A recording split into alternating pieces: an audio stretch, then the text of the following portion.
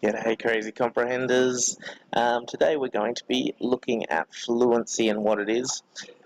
So I've brought up an article from Literacy Essentials and Reading Network. So what is fluency? The ability to read a text quickly, accurately and with proper expression. Fluent reading has to sound like the language you are reading. Sounds like talking. The speed of language, not speed readers. Automaticity, rapid and accurate word recognition leads to fluency. Fluency, the ability to read smoothly and easily at a good pace with good phrasing and expression, develops over time as students' word recognition skills improve. Students lacking fluency read slowly, a word at a time, often pausing between words or phrases. They make frequent mistakes, ignore punctuation marks, and read in a monotone. Fluent readers know the words automatically and therefore move easily from word to word, spending their cognitive energy on constructing meaning. Three components of fluency: accuracy, automaticity, and prosody. So accuracy involves reading words correctly. Students who have excessive miscues when they read do not read with accuracy. Alright, so here's an example of someone who's not reading with very good accuracy. You'll notice that their reading is very disjointed. They need to decode a lot of words. Real, Ali, reedy. Me and Keely, canoe, we, wad, be, stars, we with stars, a,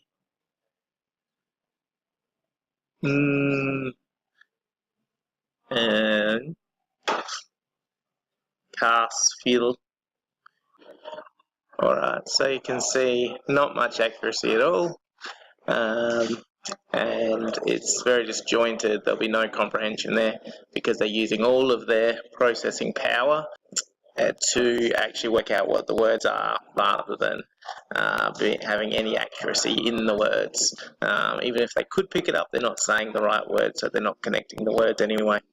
Those who read with automaticity recognize words automatically without having to decode or process them.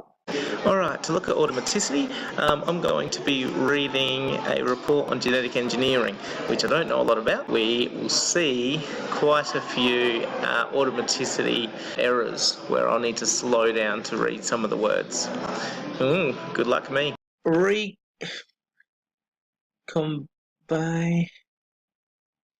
Recombinant DNA. The oldest of all genetic engineering techniques uses plasmids or vectors to enter the genetic material into the host cell. Viruses and bacteria are usually used as vectors.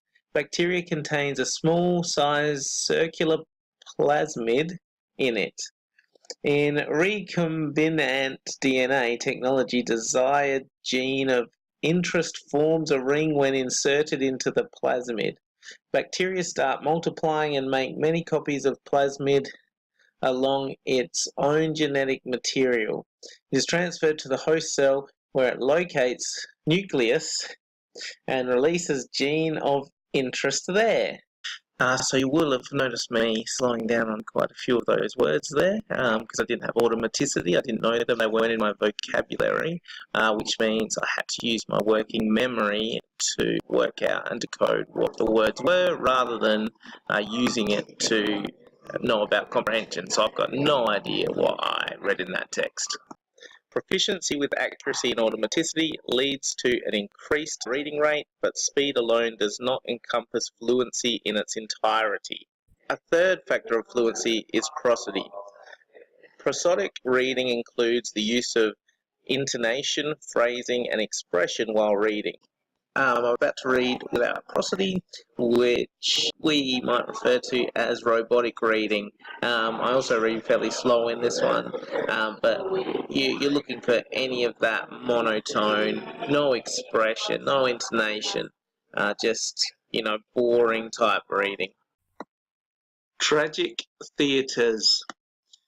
Theatres are fun places to visit most of the time. These grand-looking buildings are usually filled with entertaining comedies, dramatic tragedies, and exciting musicals. Yet, what happens when the most dramatic and exciting events aren't happening on stage? Many theatres have been the scenes of shocking murders,